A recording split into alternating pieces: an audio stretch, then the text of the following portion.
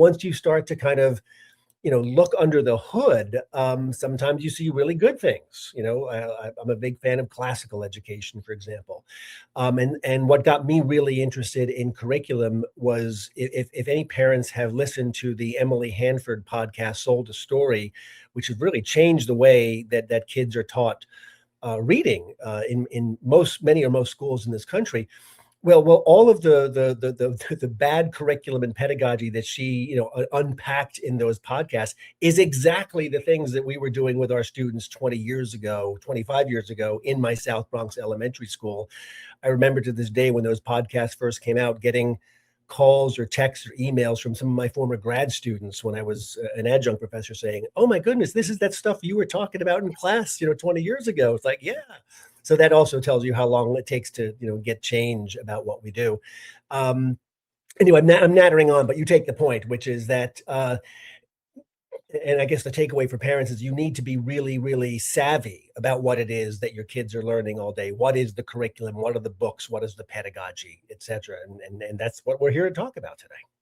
Yeah, I think it's interesting because I feel like part of it is that parents genuinely just don't know. They genuinely do not realize, like you said, they just kind of think that it's okay. And I know that is truly one of my biggest faults. Was I just sort of applied my experience in school to my children and thought, I learned that stuff just fine. Why wouldn't they be learning it? But when you look into like some of your writings have looked at examples of a day in the life of a student, and these subjects, including things like a novel about self-harm and worse, and then journaling about how trauma shapes identity, which just seems like the most bizarre concept of ever to have a kid write about.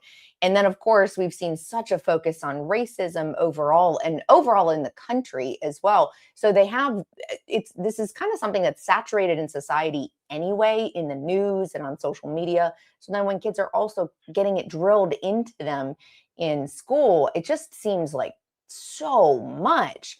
I don't think I knew that was in the curriculum. So Yeah. what do these examples reveal about the overall tone that students are just immersed in overall? Yeah, well, let me peel it back a little bit first. You were making a point, Missy, about curriculum. Something I always point out is, ask any mom or dad.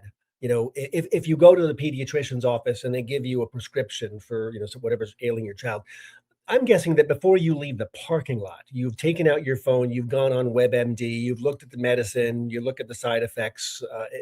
Ask the same parent, hey, what's the ELA curriculum in your child's school? What's the math textbook? They don't know, because they assume it's all the same. So to your very good point, step one is being curious about it. And I always counsel, like, the best archaeological dig you can do is into your child's knapsack when they come home at the end of the day, to look at, again, not just because we can talk about curriculum, but it's really about the assignments and the work and the reading and the books. What is it that the kids are being asked to do all day?